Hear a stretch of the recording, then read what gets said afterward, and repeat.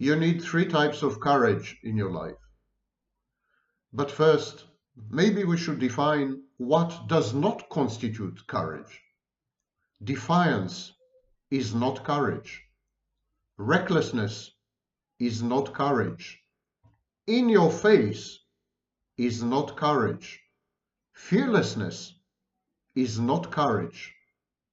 These are all manifestations of antisocial behavior and strong indications of a lack of intelligence, of stupidity, not to mince too many words.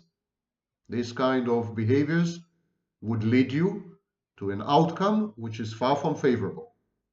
Courage is measured. Courage is reasoned. Courage is cautious. Courage is intelligent. It is a thinking man's reaction to a world which constantly poses threats as well as opportunities. And you, in life, you need three forms of courage. You need the courage to be afraid. Courage is about not being afraid to be afraid. When we hear about heroes, courageous people, they overcome their fear.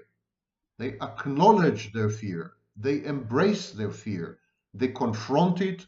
They experience it. They go through it. They traverse it. They come out at the other end courageous, heroic. Courage is about not being afraid to be afraid, and then ignoring your fear to the best of your ability, accommodating it, assimilating it, converting this energy into the decision to overcome, to transcend, and then to act. This is courage. So, the really courageous person would never act recklessly. If there's a threat, if there is a risk, if there's a danger, he would first do his best or her best to avoid them. Only if he is left no choice, he would face his fear and then he would take action, make decisions, adopt choices, choose among alternatives. And this is true courage. The second type of courage is known as resilience or resiliency. Resilience is about not being afraid to be vulnerable. Resilience is the direct conversion, manifestation, and expression of vulnerability.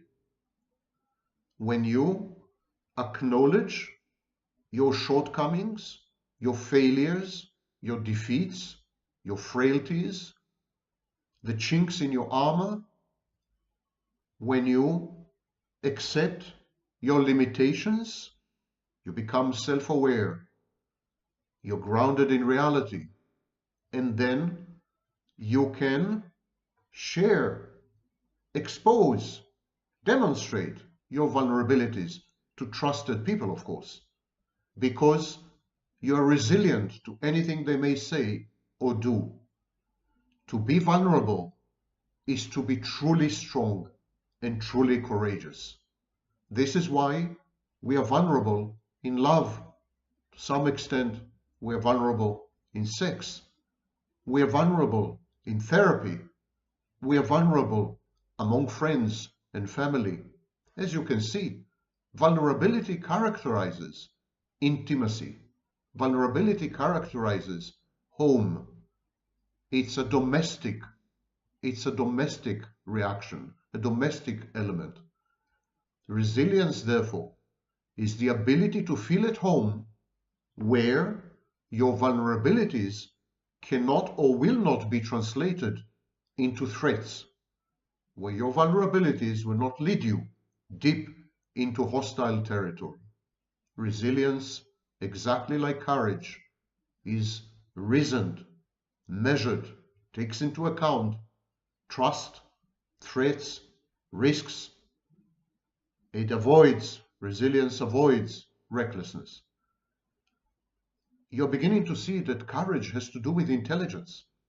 Courage has to do with self-control and self-discipline and self-regulation and self-awareness and self-consciousness and the ability to act in the world and on the world from a position of self-love.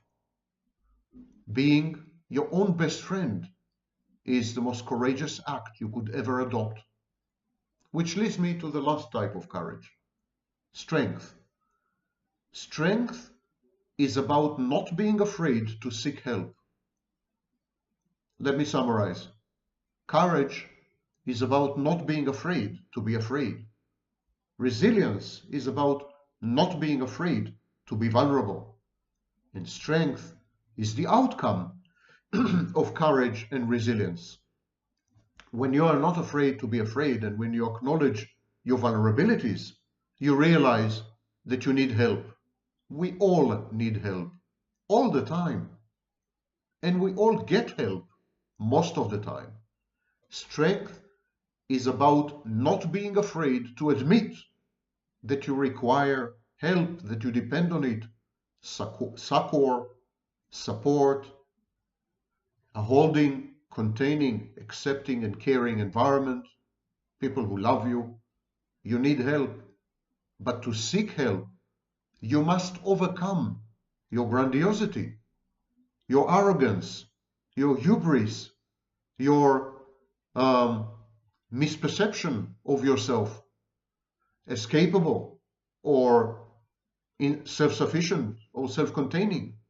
There are many obstacles to overcome, many hurdles, cultural, societal, and individual.